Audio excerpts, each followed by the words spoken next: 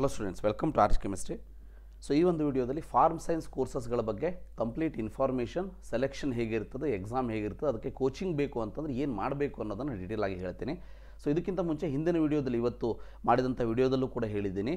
So ಕೃಷಿ ವಿಶ್ವವಿದ್ಯಾಲಯ ಬೆಂಗಳೂರು ಅಂದರೆ ಅಗ್ರಿಕಲ್ಚರ್ ಯೂನಿವರ್ಸಿಟಿ ಬೆಂಗಳೂರು ಕಡೆಯಿಂದ KEA ವೆಬ್ಸೈಟಲ್ಲಿ ಬಂದಿರುವಂಥ ಒಂದು ನೋಟಿಫಿಕೇಷನ್ ಪ್ರಕಾರ ನಿಮಗೆ ಏಪ್ರಿಲ್ 1ರಿಂದ ಡಾಕ್ಯುಮೆಂಟ್ ಅಪ್ಲೋಡಿಂಗ್ ಸ್ಟಾರ್ಟ್ ಆಗ್ತದೆ. ಅದಕ್ಕೆ ಯಾವ್ಯಾವ ರೀತಿ ಡಾಕ್ಯುಮೆಂಟ್ ಬೇಕು ಅನ್ನೋದನ್ನು ಕೂಡ ನಾನು ನಿಮಗೆ ಇಲ್ಲಿ ಎಕ್ಸ್ಪ್ಲೇನ್ ಮಾಡ್ತೀನಿ. ಸೊ ಅದಾದ ಮೇಲೆ ಡಾಕ್ಯುಮೆಂಟ್ ಅಪ್ಲೋಡಿಂಗ್ ಆದಮೇಲೆ ಅವರೆಲ್ಲ ಚೆಕ್ ಮಾಡಿಬಿಟ್ಟು ಎಲಿಜಿಬಲ್ ಕ್ಯಾಂಡಿಡೇಟ್ ಲೀಸ್ಟನ್ನು ಕೊಡ್ತಾರೆ. ಅದಾದಮೇಲೆ 29th ಏಪ್ರಿಲ್ ಎಕ್ಸಾಮ್ ಅಂತ ಹೇಳಿದ್ದಾರೆ.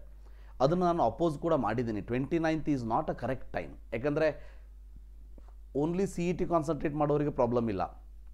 ಆದರೆ ಭಾಳಷ್ಟು ಜನ ವಿದ್ಯಾರ್ಥಿಗಳು ಯಾರ್ಯಾರು CET PCMB ಬೇಕಾಗ್ತದೆ ನಮಗೆ ಅಗ್ರಿಕಲ್ಚರಿಗೆ, ಹೌದಾ? ಸೊ ಅಥವಾ ವೆಟರ್ನರಿಗೆ PCB ಬೇಕಾಗ್ತದೆ. ಸೊ ಬಯಾಲಜಿಯನ್ನು ಹೊಂದಿರುವಂಥ ವಿದ್ಯಾರ್ಥಿಗಳು ಎಲ್ಲರೂ ಕೂಡ ನೀಟ್ ಎಕ್ಸಾಮ್ ಬರೆಯೋರೆ, ರೈಟ್? ಸೊ ಮೇ 4ಕ್ಕೆ ನೀಟ್ ಎಕ್ಸಾಮ್ ಇರೋದಕ್ಕೆ ಸೊ ಒಂದು 3-4 ದಿನ ಮುಂಚೆ ಈ ಒಂದು ಅಗ್ರಿಕಲ್ಚರ್ ಎಕ್ಸಾಮನ್ನು ಇಟ್ಟಿರೋದಕ್ಕೆ ಎಕ್ಸಾಮ್ ಸೆಂಟರ್ನ ಸೆಲೆಕ್ಷನ್ ಮಾಡ್ಕೊಳ್ಳೋದಕ್ಕೂ ವಿದ್ಯಾರ್ಥಿಗಳಿಗೆ ಪ್ರಾಬ್ಲಮ್ ಆಗ್ತದೆ. ಪ್ಲಸ್ ಎಕ್ಸಾಮಿನೇಷನ್ ಬರೆಯುವಂತಹ ಮೆಂಟಾಲಿಟಿ ವಿದ್ಯಾರ್ಥಿಗಳಿಗೆ ಇರೋದಿಲ್ಲ. ಎಷ್ಟೋ ಜನ ಸ್ಕಿಪ್ ಮಾಡಿಬಿಡ್ತಾರೆ, ನೀಟೇ ಇಂಪಾರ್ಟೆಂಟ್ ಅಂತೇಳಿ. ಆದ್ದರಿಂದ ಸೊ ನೋಡೋಣಂತೆ, ಅದು ಡೆಫಿನೆಟ್ಲಿ ಮುಂದೆ ಹೋಗ್ತದೆ, ಎರಡು ಡೌಟೇ ಇಲ್ಲ. ಬಟ್ ಈ ರೀತಿ ಸ್ಟೂಡೆಂಟ್ಸ್ಗಳ ಟೆನ್ಷನನ್ನು ಕೂಡ KEA ಅವರಾಗಲಿ ಅಥವಾ ಯೂನಿವರ್ಸಿಟೀಸ್ಗಳಾಗಲಿ ಕೊಡುವಂಥ ಕೆಲಸ ಮಾಡಬಾರ್ದು, ರೈಟ್? ಸೊ ಇದನ್ನು ನೋಡ್ಕೊಳ್ತಾ ಹೋಗೋಣಂತೆ. ಸೊ ನೋಡಿ, ಟೋಟಲ್ 6 ಫಾರ್ಮ್ ಸೈನ್ಸ್ ಯೂನಿವರ್ಸಿಟೀಸ್ಗಳಿದೆ. ಸೊ ಕರ್ನಾಟಕದಲ್ಲಿ 6 ಫಾರ್ಮ್ ಸೈನ್ಸ್ ಯೂನಿವರ್ಸಿಟಿ ಇದೆ. ಅದರಿಂದ 14 ಡಿಫ್ರೆಂಟ್ ಕೋರ್ಸಸ್ಗಳನ್ನು ಇವರು ಫ್ರೇಮ್ ಮಾಡ್ತಾರೆ.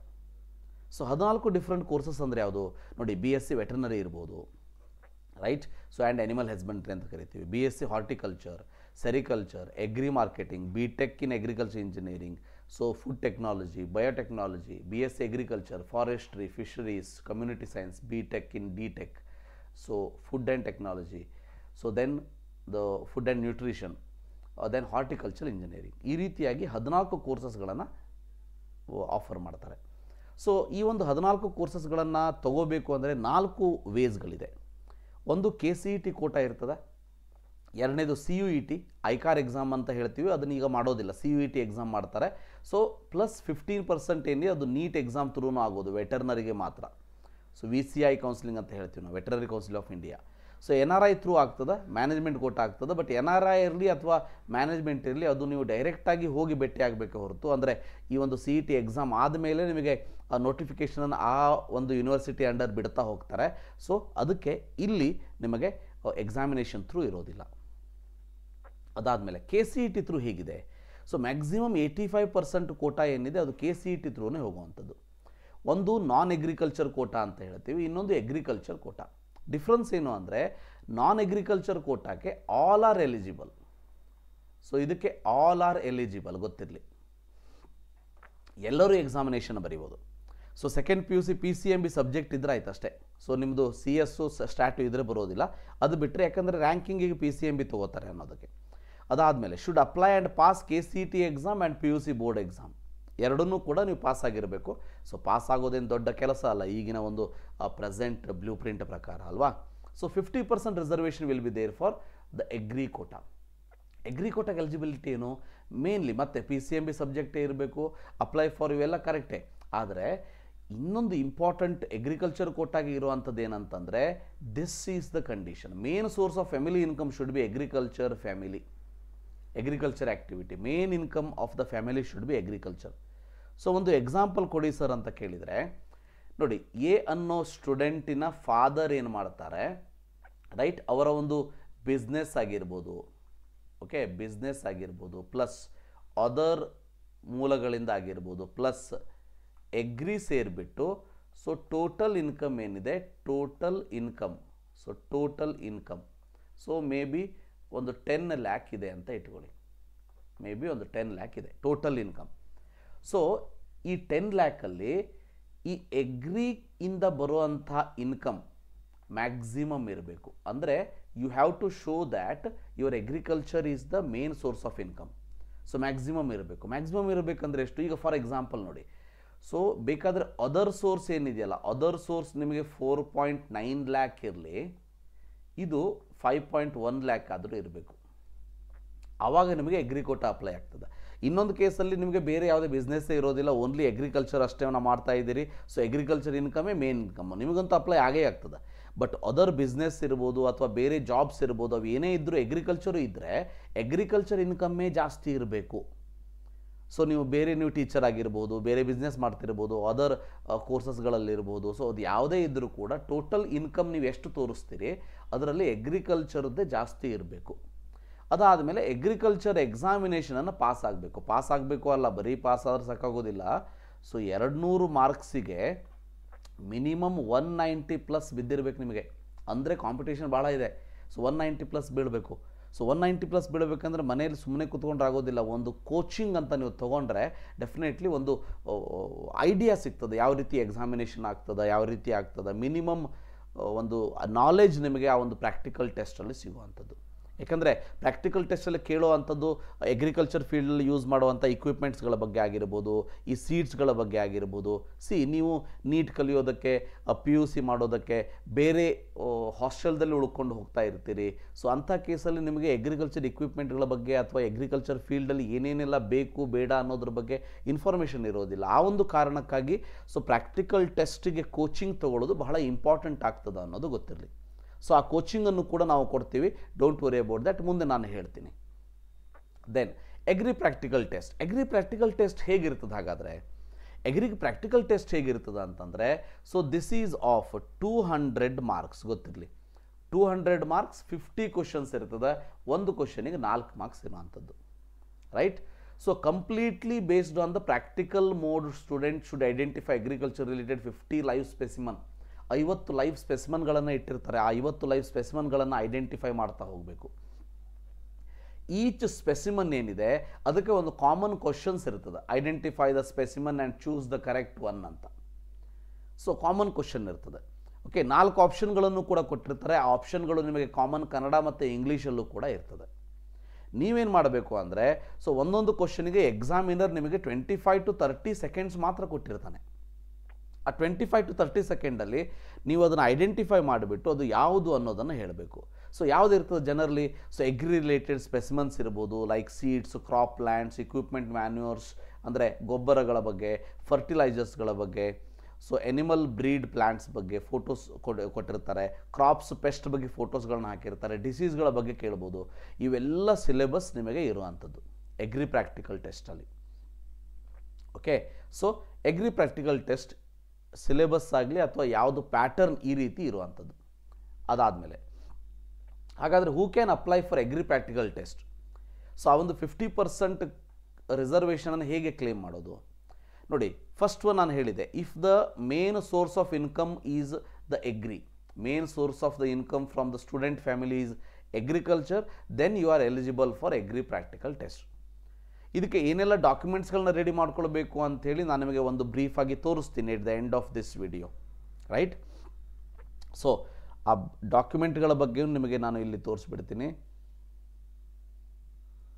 ಡಾಕ್ಯುಮೆಂಟ್ಗಳ ಬಗ್ಗೆ ಇಲ್ಲಿದೆ. ಎಸ್, ಈ ಒಂದು ಡಾಕ್ಯುಮೆಂಟ್ಸ್ಗಳ ಬಗ್ಗೆ ನಾನು ತೋರಿಸ್ಬಿಡ್ತೀನಿ ನೋಡಿ. ಸೊ ಇದರಲ್ಲಿ ಏನೆಲ್ಲ ಬೇಕು ಅಂತ ಅಂದರೆ, ಒಂದು CET ಅಡ್ಮಿಷನ್ ಟಿಕೆಟ್ ಅಂತೂ ನಿಮ್ಮ ಹತ್ರ ಇದ್ದೇ ಇರ್ತದೆ ಅಲ್ವಾ? ಸೊ ಯಾಕಂತಂದರೆ ನೀವು ಎಕ್ಸಾಮಿನೇಷನ್ ಬರೆದಿರ್ತೀರಿ, CET ಎಕ್ಸಾಮಿನೇಷನ್ ಬರೆದ ಮೇಲೆ ಇದು ಇರೋದಕ್ಕೆ ಅಡ್ಮಿಷನ್ ಟಿಕೆಟ್ ಇರ್ತದೆ. ವ್ಯವಸಾಯಗಾರರ ಕೃಷಿ ಸಂಬಂಧಿತ ಕೂಲಿ ಕಾರ್ಮಿಕರ ಪ್ರಮಾಣ ಪತ್ರ, ವ್ಯವಸಾಯಗಾರ ಪ್ರಮಾಣ ಪತ್ರ ಅಂತ ಇರ್ತದೆ. ಅದಕ್ಕೆ RD ಸಂಖ್ಯೆ ಇರ್ತದೆ, 1 ವರ್ಷ ವ್ಯಾಲಿಡಿಟಿ ಇರ್ತದೆ. ಹಿಂದಿನ ವರ್ಷ ಮಾಡಿದರೆ ಮತ್ತೆ ಮಾಡಿಸ್ಬೇಕು, ಗೊತ್ತಿರಲಿ. ಇನ್ನು ಅವಿಭಾಜ್ಯ ಕುಟುಂಬವಾದಲ್ಲಿ ಪೂರಕವಾಗಿ ವಂಶವೃಕ್ಷ ಪ್ರಮಾಣ ಪತ್ರ ಮಾಡಿಸ್ಬೇಕು. ಸೊ ವಂಶವೃಕ್ಷ ಪ್ರಮಾಣ ಪತ್ರ ಅಂದರೆ, ಸೊ ಏನಾದರೂ ನಿಮ್ಮ ಜಮೀನೇನಿದೆ ಅದು ನಿಮ್ಮ ಫ್ಯಾಮಿಲಿ ಹೆಸರಲ್ಲಿ ಇದ್ದರೆ, ನಿಮ್ಮ ಅಪ್ಪನ ಹೆಸರಲ್ಲಿ ಇಲ್ಲದೇ ಅವರ ಅಪ್ಪ ಅಂದರೆ ನಿಮ್ಮ ಅಜ್ಜ ಅಥವಾ ಸ್ಟೂಡೆಂಟಿನ ಚಿಕ್ಕಪ್ಪ ಇಂಥವರ ಹೆಸರಿನಲ್ಲಿ ಇದ್ದರೆ, ಸೊ ಒಂದು ಫ್ಯಾಮಿಲಿ ವಂಶವೃಕ್ಷ ಅಂಥೇಳಿ ಮಾಡಿಸ್ಬೇಕು. ಅದಾದಮೇಲೆ ಒಂದು ಆದಾಯ ಪ್ರಮಾಣ ಪತ್ರವನ್ನು ಮಾಡಿಸ್ಬೇಕು. ಅಂದರೆ ಕೃಷಿಯೂ ಸೇರಿದಂತೆ ಎಲ್ಲ ಆದಾಯಗಳು ನಂದಿದೆ ಅಂಥೇಳಿ RD ಸಂಖ್ಯೆ ಇರುವಂಥ QR ಕೋಡ್ ಇರುವಂಥ ತಹಶೀಲ್ದಾರ್ ಕೊಡುವಂಥ ಪ್ರಮಾಣ ಪತ್ರವನ್ನು ತೊಗೋಬೇಕು. ಅದಾದಮೇಲೆ ಅಫಿಡವಿಟ್ 1 ಮಾಡಿಸ್ಬೇಕು, ನಂದು ಕೃಷಿ ಮಾತ್ರ ಆದಾಯ ಅಂಥೇಳಿ. ನಿಮ್ಮದೇನಾದರೂ ಬಿಸ್ನೆಸ್ ಬೇರೆ ಇದ್ದರೆ ಬಿಸ್ನೆಸ್ ಪ್ರಮಾಣ ಪತ್ರವನ್ನು ಕೊಡಬೇಕು, ವೇತನ ದೃಢೀಕರಣ ಪ್ರಮಾಣ ಪತ್ರ.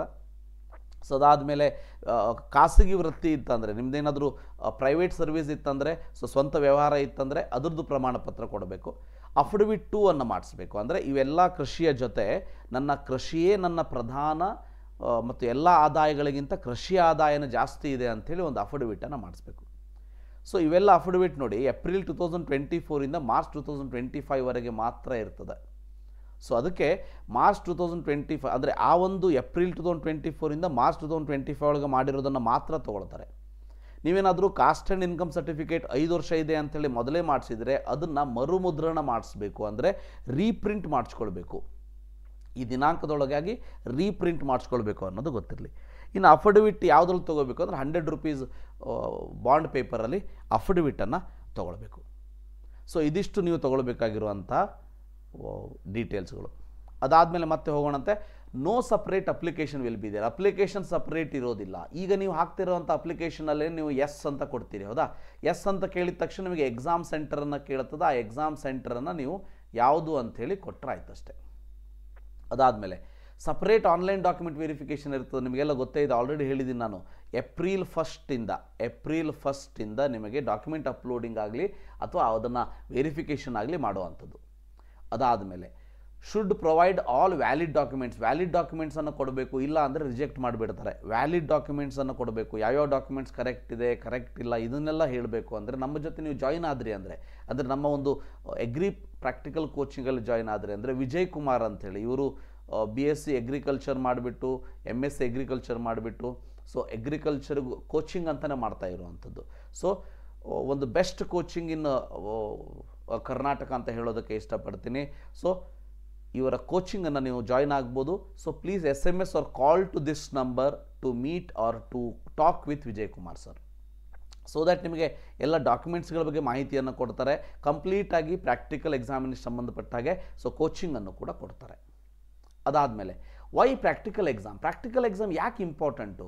ಸೊ ನಿಮ್ಮ ಮೇನ್ ಏಮ್ ಏನಾದರೂ ಎಗ್ರಿ BSc ಮಾಡೋದಿತ್ತಂದರೆ ಅಥವಾ ವೆಟರ್ನರಿ ಇತ್ತಂದರೆ ಸೊ ನೀವು ಪ್ರಾಕ್ಟಿಕಲ್ ಎಕ್ಸಾಮನ್ನು ತೊಗೊಳ್ಳೇಬೇಕು. ಅಂದರೆ ನಿಮಗೆ ಅಗ್ರಿಕಲ್ಚರ್ ಕೋಟಾ ಇದ್ದರೆ, ಅಗ್ರಿಕಲ್ಚರ್ ಕೋಟಾನೇ ಇಲ್ಲ ಅಂದರೂ ನೀವು ಮಾಡ್ಬೋದು. ಒಳ್ಳೆಯ ಮಾರ್ಕ್ಸನ್ನು ನೀವು 50% ನಾನ್ ಅಗ್ರಿ ಕೋಟಾದಲ್ಲಿ ತೊಗೋಬೇಕು, ಹೌದಾ? ಸೊ ಅಗ್ರಿಕಲ್ಚರ್ ಕೋಟಾದಲ್ಲೇ ಬೇಕು ಅಂದರೆ ಅಗ್ರಿಕಲ್ಚರ್ ಕೋಟಾದಲ್ಲಿ ಏನಾಗ್ತದೆ, ಅದರಲ್ಲಿ ಕಾಂಪಿಟೇಷನ್ ಜಾಸ್ತಿ ಇರ್ತದೆ. ಬಟ್ ನೀವೇನಾದರೂ ಪ್ರಾಕ್ಟಿಕಲ್ ಎಕ್ಸಾಮ್ ಒಳ್ಳೇದು ಮಾಡ್ಕೊಂಡ್ರಿ, ಪ್ರಾಕ್ಟಿಕಲ್ ಬಗ್ಗೆ ನಾಲೆಜ್ ಇತ್ತು ಅಂದರೆ ನಿಮ್ಮ ಮಾರ್ಕ್ಸ್ ಒಳ್ಳೇದು ಬಂದೇ ಬರ್ತದೆ. ಈಗ ನಾನ್ ಅಗ್ರಿ ಕೋಟಾದಲ್ಲಿ ಹೇಗೆ ಕನ್ಸಿಡರ್ ಮಾಡ್ತಾರೆ ರ್ಯಾಂಕನ್ನು ಅಂದರೆ, ಸೊ ನೋಡಿ, ವೆಟರ್ನರಿ 100% ಮಾರ್ಕ್ಸ್ ಫ್ರಮ್ PCB ತೊಗೋತಾರೆ ನಾನ್ ಅಗ್ರಿ ಕೋಟಾಗೆ. ಅದಾದಮೇಲೆ ಅಗ್ರಿಕಲ್ಚರ್ ಮತ್ತು ಅದರ್ ಕೋರ್ಸಸ್ಗಳಿಗೆ 50% KCET ತೊಗೊಂಡ್ರೆ 50% ಬೋರ್ಡ್ ತೊಗೋತಾರೆ. PCMB 4 ಸಬ್ಜೆಕ್ಟ್ KCET ತೊಗೋತಾರೆ, 50% ಬೋರ್ಡ್ ತೊಗೊಂಡು ನಿಮ್ಮ ರ್ಯಾಂಕನ್ನು ಅನೌನ್ಸ್ ಮಾಡ್ತಾರೆ. ಸೊ ಇದರಲ್ಲಿ ನೋ ರಿಸರ್ವೇಷನ್ ಅಂತ ಅಂದರೆ ನಿಮಗೆ ಕಾಮನ್ ರಿಸರ್ವೇಷನ್ ಇದ್ದೇ ಇರ್ತದೆ. ಓಕೆ, ಸೊ ರಿಸರ್ವೇಷನ್ ಅಂದರೆ ನಿಮಗೆ SC ST 3A 3B ಅವೆಲ್ಲ ಅಪ್ಲೈ ಆಗೇ ಆಗ್ತದೆ, ಏನು ಪ್ರಾಬ್ಲಮ್ ಇಲ್ಲ. ಆದರೆ ಇಲ್ಲಿ ನಾನು ರಿಸರ್ವೇಷನ್ ಅಂತ ಹೇಳ್ತಾ ಇರೋದು, ಸೊ ಇಲ್ಲಿ ಯಾರು ಬೇಕಾದರೂ ಪಾರ್ಟಿಸಿಪೇಟ್ ಮಾಡ್ಬೋದು ಅಂತ. Anybody can participate. ಆದರೆ ಇಲ್ಲಿ ಹಾಗಲ್ಲ. 50% reservation will be there. So 50% ರಿಸರ್ವೇಷನ್ನು ಫಾರ್ ಎಗ್ರಿ ಕೋಟಾ. ಅಂದರೆ ಈಗ ಒಬ್ಬ ಸ್ಟೂಡೆಂಟದ್ದು ಎಗ್ರಿ ಕೋಟಾ ಇತ್ತು ಅಂದರೆ he can participate for both. ನಿಮಗೆ 2 ರ್ಯಾಂಕನ್ನು ಕೊಡ್ತಾರೆ, ಎಗ್ರಿ ರ್ಯಾಂಕನ್ನು ಕೊಡ್ತಾರೆ, ನಾನ್ ಎಗ್ರಿ ರ್ಯಾಂಕನ್ನು ಕೊಡ್ತಾರೆ. ಯಾವ ವಿದ್ಯಾರ್ಥಿಗೆ ಎಗ್ರಿ ಕೋಟಾ ಇಲ್ಲ ಅವರಿಗೆ ನಾನ್ ಎಗ್ರಿ ರ್ಯಾಂಕನ್ನು ಮಾತ್ರ ಕೊಡ್ತಾರೆ. ಈಗ ಎಗ್ರಿ ಕೋಟಾ ಇದ್ದರೆ ಹೇಗೆ, ಎಗ್ರಿ ಕೋಟಾ ಇದ್ದರೆ ಸೊ ನಿಮಗೆ ವೆಟರ್ನರಿಗೆ ರ್ಯಾಂಕ್ ಹೆಂಗೆ ಪ್ರಿಪೇರ್ ಮಾಡ್ತಾರೆ ಅಂದರೆ 50% from PCB, 50% marks from the agri practical exam. ಅದಕ್ಕೆ ನಾನು ಹೇಳಿದ್ದು ಎಗ್ರಿ ಪ್ರಾಕ್ಟಿಕಲ್ ಬಹಳ ಇಂಪಾರ್ಟೆಂಟ್ ಅಂತೇಳಿ. ಮತ್ತು ಅಗ್ರಿಕಲ್ಚರ್ ಮತ್ತು ಅದರ್ ಕೋರ್ಸಸ್ಗಳಿಗೆ 25% PCMB KCET ತೊಗೊಂಡ್ರೆ 25% PCMB PUC ಎಕ್ಸಾಮ್ ತೊಗೊಂಡ್ರೆ ಸೊ 50% ಎಗ್ರಿ ಪ್ರಾಕ್ಟಿಕಲ್ ಎಕ್ಸಾಮ್ ತೊಗೋತಾರೆ. ರಿಮೆಂಬರ್, 50% ಎಗ್ರಿ ಪ್ರಾಕ್ಟಿಕಲ್ ಎಕ್ಸಾಮ್ ತೊಗೋತಾರೆ. ಸೊ ಈ ರೀತಿಯಾಗಿ ನಿಮಗೆ ರ್ಯಾಂಕನ್ನು ಅನೌನ್ಸ್ ಮಾಡುವಂಥದ್ದು. ಅದಾದಮೇಲೆ ಹಾಗಾದರೆ ಎಗ್ರಿ ಪ್ರಾಕ್ಟಿಕಲ್ ಟೆಸ್ಟಿಗೆ ಪ್ರಿಪೇರ್ ಆಗಬೇಕಂತ ಇದ್ದರೆ ಸೊ ಏನು ಮಾಡಬೇಕು ಅಂದರೆ ಮೊದಲನೇದಾಗಿ ನಮ್ಮದು ಎಗ್ರಿ ಝೋನ್ ಧಾರವಾಡ ಅಂತೇಳಿ ಕೋಚಿಂಗ್ ಇನ್ಸ್ಟಿಟ್ಯೂಷನ್ ಇದೆ. One of the best coaching classes in Karnataka. So both online ಮತ್ತು ಆಫ್ಲೈನ್ ಕ್ಲಾಸಸ್ಗಳನ್ನು ನಿಮಗೆ ಸೊ ಕೊಡುವಂಥದ್ದು, both online and offline class. So ನೀವು ಆನ್ಲೈನ್ ಕ್ಲಾಸ್ ತೊಗೊಂಡ್ರೂ ಕೂಡ ಮನೆಯಲ್ಲೇ ಕೂತ್ಕೊಂಡು ನಿಮಗೆ ಅದನ್ನು ಸ್ಟಡಿ ಮಾಡೋದಕ್ಕೆ ಬೇಕಾಗುವಂಥ ಎಲ್ಲ ಸ್ಪೆಸಿಮನ್ಗಳನ್ನು ನಿಮಗೆ ಪೋಸ್ಟ್ ಮಾಡ್ತೀವಿ. ಆ ಸ್ಪೆಸಿಮನ್ ಕಿಟ್ಟನ್ನು ನಿಮ್ಮ ಡೋರ್ ಸ್ಟೆಪ್ಪಿಗೆ ತಲುಪಿಸುವಂಥ ಜವಾಬ್ದಾರಿ ಸೊ ಎಗ್ರಿ ಝೋನ್ ಧಾರವಾಡದವರು ಮಾಡ್ತಾ ಇದ್ದಾರೆ. ರೈಟ್, ನೀವೇನಾದರೂ ಆನ್ಲೈನನ್ನು ಸ್ಟಡಿ ಮಾಡಬೇಕು ಅಂದರೆ ಸಿಂಪಲ್ RH ಕೆಮಿಸ್ಟ್ರಿ ಮೊಬೈಲ್ ಆ್ಯಪನ್ನು ಡೌನ್ಲೋಡ್ ಮಾಡ್ಕೊಳ್ಳಿ. ಸೊ ಇದರಲ್ಲಿ ನಿಮಗೆ ಗೂಗಲ್ ಪ್ಲೇಸ್ಟೋರಲ್ಲಿ ಡೌನ್ಲೋಡ್ ಮಾಡ್ಕೊಂಡು ನೀವು ಲಾಗಿನ್ ಆದರೆ ಅಂತಂದರೆ ಪ್ರಾಕ್ಟಿಕಲ್ ಕೋರ್ಸ್ ಅಂತ ಕಾಣಿಸ್ತದೆ, ಇದನ್ನು ನೀವು ಜಾಯ್ನ್ ಆಗ್ಬೋದು. ಸೊ ಇಲ್ಲಿ ಹೇಗಿರ್ತದೆ ಅಂದರೆ, ಸೊ ನೀವು RH ಕೆಮಿಸ್ಟ್ರಿ ಮೊಬೈಲ್ ಆ್ಯಪಲ್ಲಿ ಸಾಕಷ್ಟು ಇದೆ. ಸೊ ನೀವು ಹೇಳ್ಬೋದು ಸರ್ ಎಲ್ಲದೂ ಪೇಯ್ಡ್ ಇದೆ ಅಂತೇಳಿ. ಪೇಯ್ಡ್ ಒಂದಷ್ಟು ಫ್ರೀನೂ ಇದೆ, ಒಂದಷ್ಟು ಪೇಯ್ಡು ಇದೆ. ಪೇಯ್ಡ್ ಯಾಕೆ ಇರ್ತದೆ ಅಂತಂದರೆ, so that is may be because ಏನಾಗ್ತದೆ ಅಂದರೆ ಒಂದು ಅದರ ಹಿಂದೆ ಎನರ್ಜಿ ಮತ್ತು ಟೈಮನ್ನು ಹಾಕಿರ್ತೀವಿ ಅಂದಾಗ so definitely we expect that ಅಷ್ಟೇ. ಸೊ ನೀವೇನಾದರೂ ಅಗ್ರಿಕಲ್ಚರ್ ಪ್ರಾಕ್ಟಿಕಲ್ ಕೋಚಿಂಗ್ ಬೇಕಂದರೆ RH ಕೆಮಿಸ್ಟ್ರಿ ಮೊಬೈಲ್ ಆ್ಯಪನ್ನು ಡೌನ್ಲೋಡ್ ಮಾಡಿಕೊಂಡು ಅದರಲ್ಲಿ ಪ್ರಾಕ್ಟಿಕಲ್ ಕೋರ್ಸ್ ಅಂತ ಇರುತ್ತೆ, ಜಾಯ್ನ್ ಆಗಿ. ಸೊ ನೀವು ಜಾಯ್ನ್ ಆದಮೇಲೆ ನಿಮಗೆ ಈ ಒಂದು ವಿಜಯ್ ಕುಮಾರ್ ಅವರು ಕಾಂಟ್ಯಾಕ್ಟ್ ಮಾಡ್ತಾರೆ, ಅವರು ಒಂದು ಗ್ರೂಪಲ್ಲಿ ಆ್ಯಡ್ ಮಾಡ್ಕೊಳ್ತಾರೆ, ಮಾಡಿಕೊಂಡು ಲೈವ್ ಸ್ಪೆಸಿಮನ್ ಕಿಟ್ಟನ್ನು ನಿಮ್ಮ ಅಡ್ರೆಸ್ಸಿಗೆ ಕೊಡ್ತಾರೆ. ನೀವು ಎಷ್ಟು ಬೇಗ ಜಾಯ್ನ್ ಆಗ್ತೀರೋ ಅಷ್ಟು ನಿಮಗೆ ಉಪಯೋಗ ಆಗ್ತದೆ. ನೀವೀಗ 10 ಡೇಸ್ ಇದ್ದಾಗ ಜಾಯ್ನ್ ಆದರೆ ನಿಮಗೆ ಲೈವ್ ಸ್ಪೆಸಿಮನ್ ಕಿಟ್ ನಾವು ಕಳಿಸಿದ್ರು ಕೂಡ ಎಕ್ಸಾಮ್ಗಿಂತ ಮುಂಚೆ ನಿಮ್ಮ ಮನೆಗೆ ಬರೋದಿಲ್ಲ, ರೈಟ್? ಸೊ ಈ ರೀತಿ ಆಗ್ತದೆ. ಅದಕ್ಕೆ ಸೊ ನೀವು ಆದಷ್ಟು ಬೇಗ ಜಾಯ್ನ್ ಆದರೆ ಸೊ ಡೆಫಿನೆಟ್ಲಿ ನಿಮಗೆ ಅದರ ಯುಟಿಲೈಸೇಷನ್ ಆಗ್ತದೆ ಅಂಥೇಳಿ. ಅದಾದಮೇಲೆ ಆಫ್ಲೈನ್ ಕ್ಲಾಸಸ್ಸೇ ಬೇಕು ನನಗೆ, ಆಫ್ಲೈನ್ ಕ್ಲಾಸಸ್ಸೇ ಬೇಕು ಅಂದರೆ ಆಫ್ಲೈನ್ ಕ್ಲಾಸಿನ ಇನ್ನೊಂದು ವಿಶೇಷತೆ ಏನಂದರೆ ನಿಮಗೆ ಇಲ್ಲಿ ಅಗ್ರಿ ಯೂನಿವರ್ಸಿಟಿ ಧಾರವಾಡಕ್ಕೆ ನಿಮಗೆ ಪ್ರವಾಸ ಕರ್ಕೊಂಡು ಹೋಗ್ತಾರೆ. ಅದರಲ್ಲಿ ನಿಮಗೆ ಅಲ್ಲಿ ಎಲ್ಲವನ್ನು ಕೂಡ ತೋರಿಸ್ತಾರೆ, ಯಾವ ರೀತಿ ಇದೆ, ಯಾವ ರೀತಿ ಸ್ಪೆಸಿಮನ್ಗಳನ್ನ ಇಡ್ತಾರೆ. ಸೊ ಅಂದರೆ ಲೈವ್ ಒಂದು ಎಕ್ಸಾಮಿನೇಷನ್ ಫೀಲಿಂಗ್ ನಿಮಗೆ ಬರುವಂಥದ್ದು. ಸೊ 3 ಬ್ಯಾಚಸ್ಗಳನ್ನು ಮಾಡ್ತಾರೆ. So first batch after PUC exam ಇರ್ತದೆ, along with the KCET crash course ಇರುವಂಥದ್ದು. ಸೊ KCET ಕ್ರ್ಯಾಶ್ ಕೋರ್ಸ್ ನಮ್ಮ ಹಂಚಿಮನಿ ಕ್ಲಾಸಸ್ಸಲ್ಲಿ ಇರ್ತದೆ. ಸೊ ಅದಕ್ಕೂ ಬೇಕಾದರೆ ನೀವು ಜಾಯ್ನ್ ಆಗ್ಬೋದು. So plus so only practical test ಅಷ್ಟೇ ಬೇಕಂದ್ರೂ ಕೂಡ ಜಾಯ್ನ್ ಆಗ್ಬೋದು. ಎರಡನೇದಾಗಿ batch after CET exam. So CET ನಿಮಗೆ 16, 17 CET ಮುಗಿದ ಮೇಲೆ ನೆಕ್ಸ್ಟ್ ಒಂದು 10 ಡೇಸ್, ಏನಾದರೂ 29ಕ್ಕೆ ಎಕ್ಸಾಮ್ ಇದ್ದರೆ ಸೊ ನೆಕ್ಸ್ಟ್ ಒಂದು 10 ಡೇಸ್ ನಿಮಗೆ ಈ ಒಂದು ಬ್ಯಾಚಸ್ ಇರುವಂಥದ್ದು. So third batch after NEET exam ಅಂತ ಹಾಕಿದ್ದೀವಿ. ಕಂಡೀಷನ್ ಏನು ಅಂತಂದರೆ ನಮಗೆ ಗೊತ್ತಿದೆ, ನಮ್ಮ ಮನಸ್ಸು ಅರ್ಥ ಮಾಡ್ಕೊಂಡಿದೆ. ಯಾಕಂದರೆ ಈ KE ಆಗಲಿ ಅಥವಾ ಈ ರೀತಿ ಎಕ್ಸಾಮಿನೇಷನನ್ನು ಈ ರೀತಿಯಾಗಿ ಫಿಟ್ ಮಾಡಿದ ಮೇಲೆ ಸೊ ವಿದ್ಯಾರ್ಥಿಗಳು ಮತ್ತು ಪಾಲಕರ ಒತ್ತಾಯದ ಮೇರೆಗೆ ಇದನ್ನು ಮುಂದೆ ಹಾಕ್ತಾರೆ. ಹಾಗೇನಾದರೂ ಹಾಕಿದರೆ 29th ಇರೋದು ನೀಟ್ ಎಕ್ಸಾಮ್ ಮೇಲೆ ಆದರೆ ಸೊ ಥರ್ಡ್ ಒಂದು ಬ್ಯಾಚನ್ನು ಕೂಡ ನಾವು ಸ್ಟಾರ್ಟ್ ಮಾಡ್ತೀವಿ, third batch after NEET exam. So venue ಏನಿರ್ತದೆ ಅಂತಂದರೆ Hanchimani classes, Yalakki Shettar colony near Gandhinagar BRTS bus stop ಇರೋವಂಥದ್ದು, right? Hanchimani coaching classes near BRTS bus stand Dharwad. ನೀವಲ್ಲಿ ವಿದ್ಯಾಗಿರಿಗೆ ಬಂದುಕೊಂಡು ಅಥವಾ ಗಾಂಧಿನಗರಕ್ಕೆ ಬಂದುಕೊಂಡು ಹಂಚಿಮನಿ ಕ್ಲಾಸಸ್ ಎಲ್ಲಿ ಅಂತ ಕೇಳಿದರೆ ಯಾರು ಬೇಕಾದ್ರು ಹೇಳ್ತಾರೆ. ಸೊ ಈ ರೀತಿಯಾಗಿ ಕೋಚಿಂಗು ಕೂಡ ನೀವು ಜಾಯ್ನ್ ಆಗ್ಬೋದು. ಸೊ ಡೆಫಿನೆಟ್ಲಿ ಪ್ರಾಕ್ಟಿಕಲ್ ಟೆಸ್ಟಲ್ಲಿ ಒಂದು ಒಳ್ಳೆಯ ಮಾರ್ಕ್ಸನ್ನು ತಗೋಬೇಕು ಅಂದರೆ ಕೋಚಿಂಗಿನ ಅವಶ್ಯಕತೆ ಬಹಳ ಇರ್ತದೆ ಅನ್ನೋದು ಗೊತ್ತಿರಲಿ. ಹಾಗಾದರೆ ನಮ್ಮ ಲಾಸ್ಟ್ ಇಯರ್ ರೆಕಾರ್ಡ್ಸ್ ಏನಿದೆ ನೋಡಿ, ಇವರೇ ವಿಜಯ್ ಕುಮಾರ್ ಅವರು. ಸೊ BSc ಅಗ್ರಿಕಲ್ಚರ್ ಮಾಡಿದ್ದಾರೆ. ಸೊ ಇವರ ಒಂದು ನಂಬರ್ನ ನೀವು ಇಲ್ಲಿ ಕಾಂಟ್ಯಾಕ್ಟ್ ಮಾಡ್ಬೋದು ನಿಮಗೆ ಬೇಕು ಅಂತ ಅಂದರೆ. ಸೊ ಇದರ ಜೊತೆಗೆ ನೋಡಿ ಇಲ್ಲಿ 200 out of 200. ಸೊ ಈ ಒಬ್ಬ ವಿದ್ಯಾರ್ಥಿ ನಮ್ಮ ಆನ್ಲೈನ್ ವಿದ್ಯಾರ್ಥಿ ಅಂತ ಹೇಳೋದಕ್ಕೆ ಭಾಳ ಖುಷಿ ಆಗ್ತದೆ. ನಾಟ್ ಓನ್ಲಿ ಆನ್ಲೈನ್ ವಿದ್ಯಾರ್ಥಿಗಳು ಗೊತ್ತಿರಲಿ. ಸೊ 200 5 ಜನ ಲಾಸ್ಟ್ ಇಯರ್ ತೆಗೆದುಕೊಂಡಿರುವಂಥದ್ದು first rank in the practical exam.